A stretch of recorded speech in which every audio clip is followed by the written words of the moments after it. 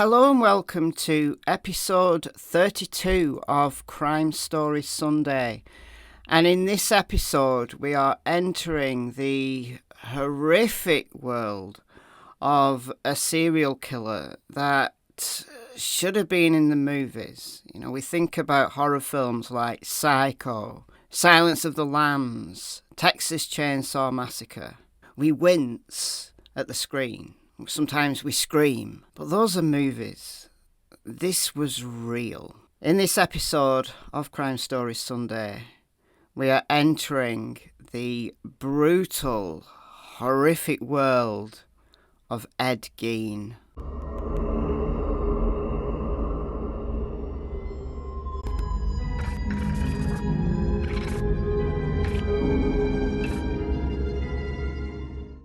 Edward Theodore Gein was born in La Crosse, Wisconsin. He had an elder brother called Henry, and his parents were George Gein and Augusta. Augusta, the mother of the house, was fervently religious. Her religion was based on Lutheranism. She thought of the world as being evil. She would preach to her sons about the immorality in the world, and she thought that all women, apart from herself, perhaps, were instruments of the devil.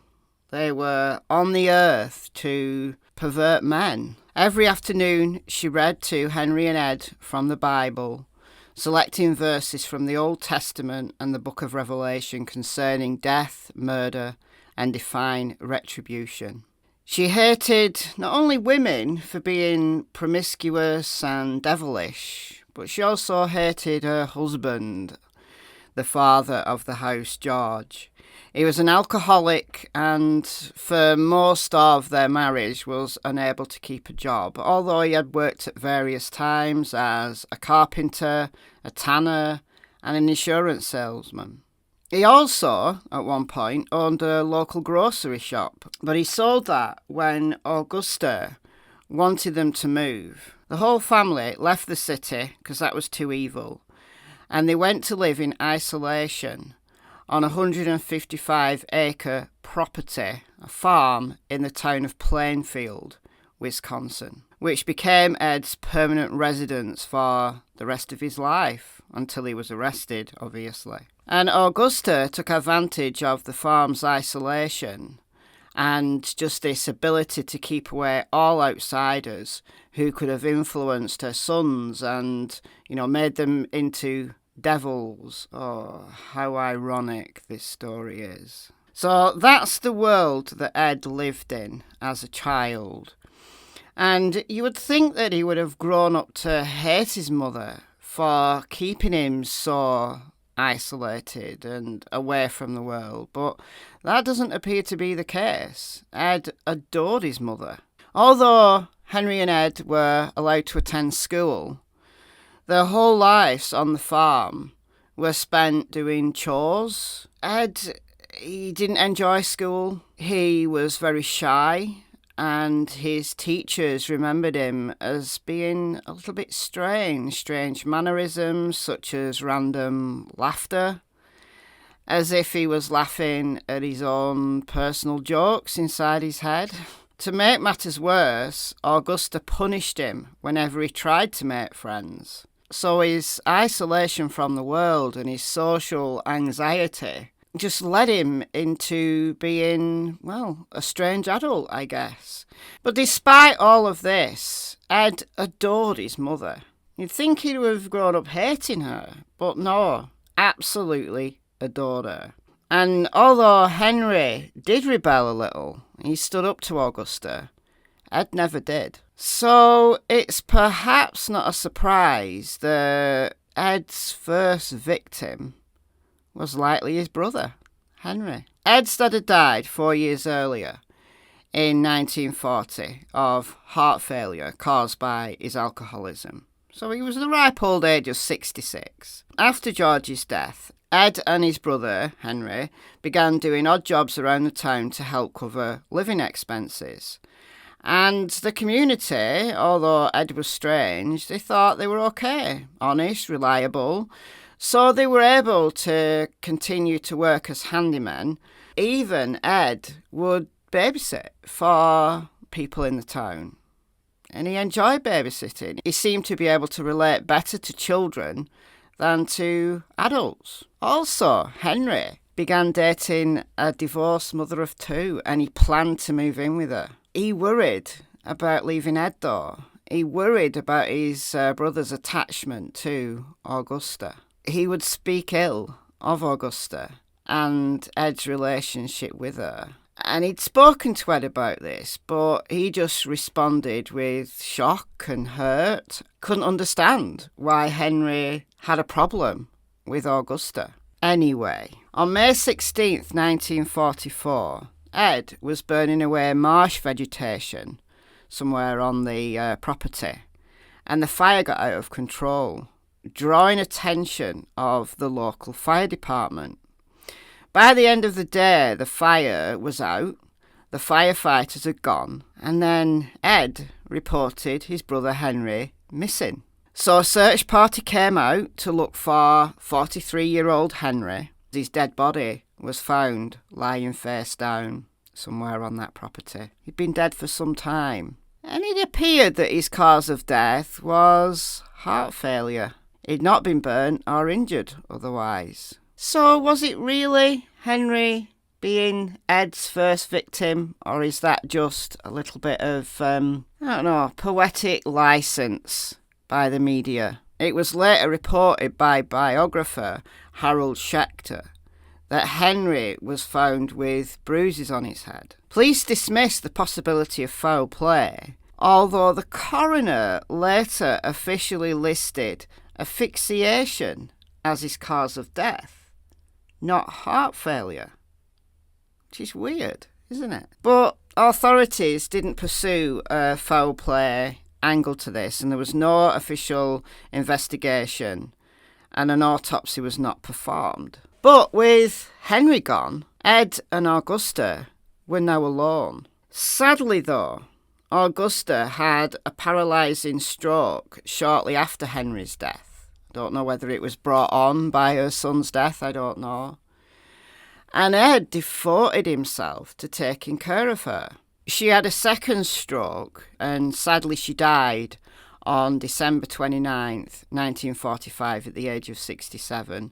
And Ed was absolutely devastated. In the words of Schechter, the biographer, he lost his only friend and his one true love, and he was now absolutely alone in the world on this 155-acre farm. What was he to do? Well, this is where the true horror of Ed Gein's life started. Following Augusta's death, Ed transformed the house into a shrine to her memory. He boarded up rooms that she'd used.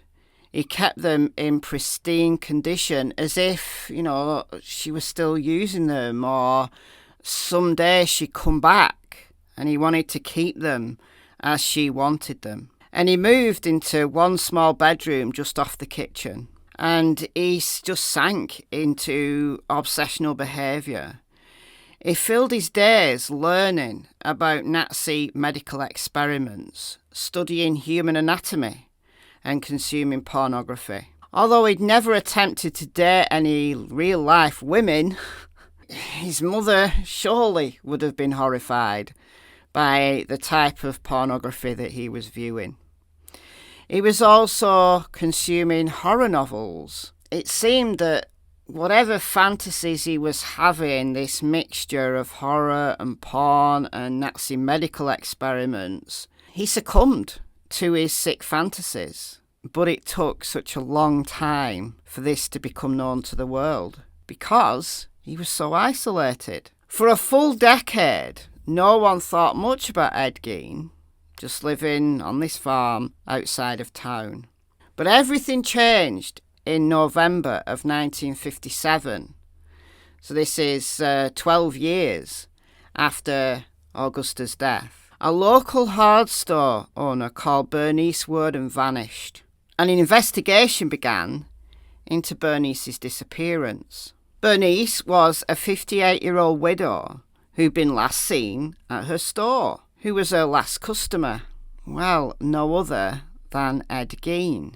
The hardware store had had few customers for the entire day. Bernice's son was a deputy sheriff, Frank Worden, who'd entered the store around 5 p.m. to find the cash register open and bloodstains on the floor. He told investigators that on the evening before his mother's disappearance, Ed Gein had been in the store and returned the next morning for a gallon of antifreeze. A sales slip for the antifreeze was the last receipt written by Bernice on the morning that she disappeared. Later that evening, Ed was arrested at a West Plainfield grocery store. He was the last person to see her alive, and they went to the farmhouse as part of their investigation. Customary. Got a guy in custody, last person to see her alive, let's go and search his property. Those officers walked into what could have been the scene of a horror movie, but it was real. Not only did they find Bernice dead, decapitated, and hung from her ankles, but they also found a wealth of shocking, grisly objects that had been crafted out of human body parts by Ed Gein. They found skulls, human organs, and pieces of furniture like lampshades made of human faces, and chairs upholstered with human skin. He later explained to police he was trying to create a skin suit to resurrect his mother. What? A real-life Hannibal Lecter. Bernice had been shot with a .22 caliber rifle, and the mutilations and this hanging were done after her death. Do you want to hear the full scope of what they found in that house? Okay.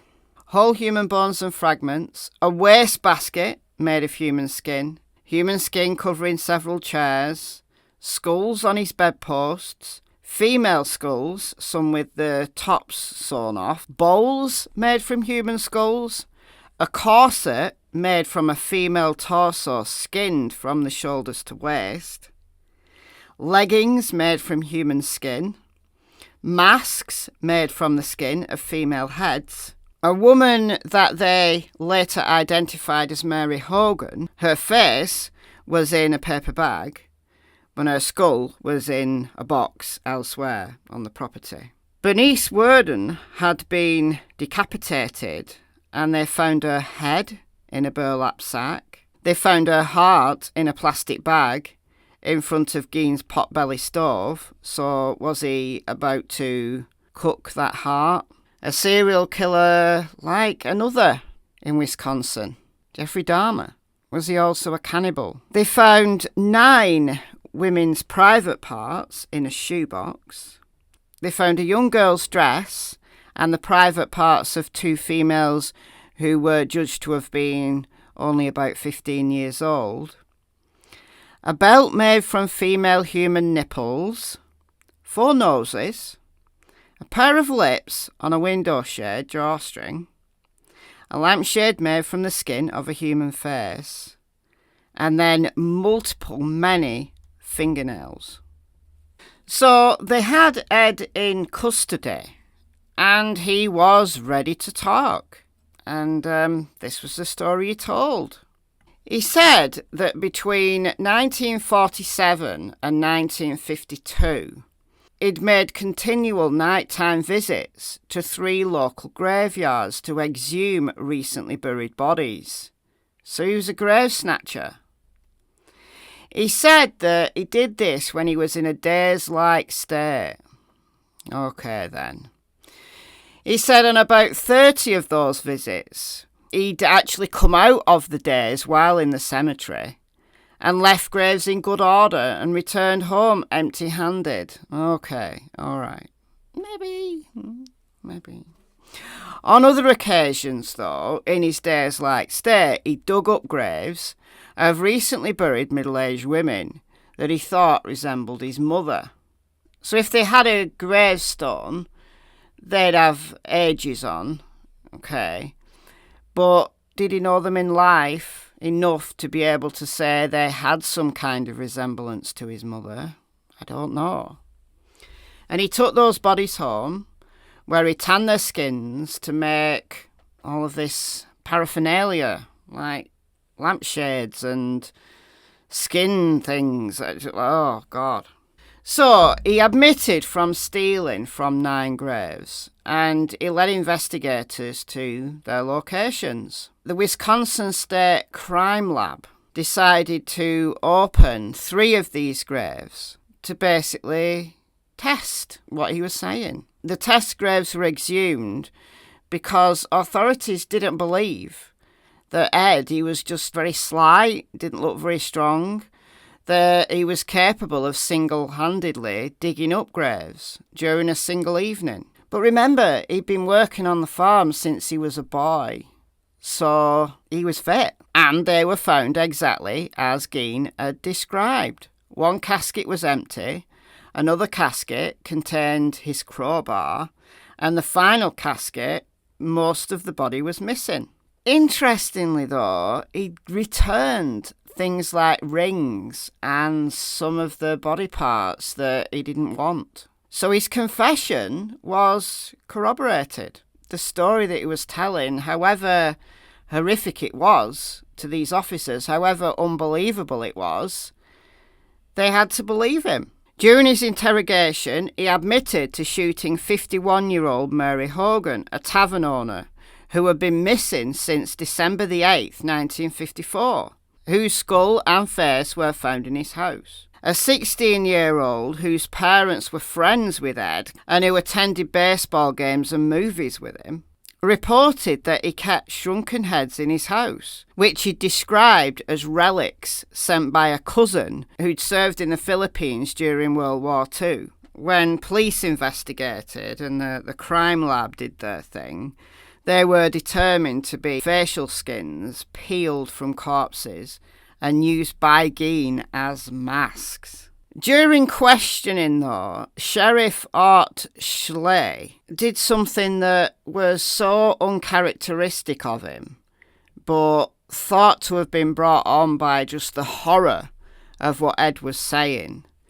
Reportedly assaulted him by banging his head and face into a brick wall, and as a result, his initial confession was ruled inadmissible. Schley died of heart failure in 1968 before Gein's trial, and many who knew Schley said he was just so traumatised by the horror, along with the fear of having to testify, especially about assaulting Gein, caused his death. So they characterised him as another of Ed's victims. Not only did he attack the graves of middle-aged women who he thought resembled his mother, and then Bernice Worden and Mary Hogan, he also killed children. Georgia Weckler, age 8, disappeared from near her farm home in Fort Atkinson on May the 1st, 1947. She was given a lift home from grade school in Jefferson by a neighbour who dropped her off at the lane that led from US Highway 12 to their farm. She was last seen at the family's mailbox. You know, she was collecting the mail to take it home, and she was never seen again. Witnesses reported seeing a dark-coloured, possibly black, 1936 Ford sedan in the vicinity that afternoon, and Gein owned a black 1937 Ford. There was also Evelyn Grace Hartley, who was 15. She went missing while babysitting a 20-month-old girl at the home of La Crosse State College professor Viggo Robertson on the evening of October 24th, 1953, in La Crosse. That evening, her father called the Robertson house several times because she'd failed to check in. She was meant to check in at 8:30 and he'd received no answer. He drove to the Robertson house to find the doors locked, the lights and radio on, and items scattered all over the house. Furniture had been moved around to different places, and Evelyn's school books were there though. He found her shoes, He found one shoe upstairs and one downstairs. He also found Evelyn's broken glasses upstairs, and Evelyn was just gone. After his arrest, Gein was questioned regarding Evelyn's disappearance, but he denied involvement in the disappearance, and he passed 2 lie detector tests. And police found no trace of Evelyn's remains during a search of Gein's property. However, remember that there were private parts of children, at least 2, around the age of 15, at his property. There's also a man, interestingly, Victor Travis, age 41, a resident of Adams County, went off to deer hunt in the company of someone called Raymond Burgess. So this was in November 1950. They stopped for refreshments at a bar in Plainfield. At around 7 p.m, they left the bar, got into Burgess's car, drove away, and then along with the car that Burgess was driving, they were never seen again, and no trace of them were ever found. They'd been hunting on the farm next to Gein's, despite his objections. He didn't like hunters around his property. Was he responsible? We don't know. In addition, Gein had been linked to the 1954 disappearance of his neighbour, James Walsh, who was aged 32. Ed had even been known to go around to hers after James went missing to do chores for her. So he was also investigated in that, and a 1956 disappearance of 30-year-old Irene Keating, who was last seen in Plainfield, and the attempted abduction of a 16-year-old girl called Judy Rodenkall. So, on November 21st, 1957, he was arraigned on 1 count of first-degree murder for Bernice, and he pled not guilty by reason of insanity. He was diagnosed with schizophrenia, and he was found mentally incompetent and thus unfit to stand trial. He was sent to the Central State Hospital for the Criminally Insane, which is now the Dodge Correctional Institution. Do you know who else is in Dodge right now? Chris Watts. Hey. Okay, later transferred to the Mendota State Hospital in Madison. Now, in 1968, so 11 years later, doctors determined Gein was mentally able to confer with counsel and participate in his defence. So, his trial began on November 7th, 1968, and lasted a week. And this was for 1 count of first-degree murder of Bernice Worden. He was never tried for Mary because the state allegedly saw it as a waste of money. Ed was insane, and he's going to spend the rest of his life in a hospital, if not a prison anyway. So, 1 count of first-degree murder. At the request of Ed's defence, his trial was held without a jury, with Judge Robert Golmar presiding. He was found guilty by bench trial on November the 14th.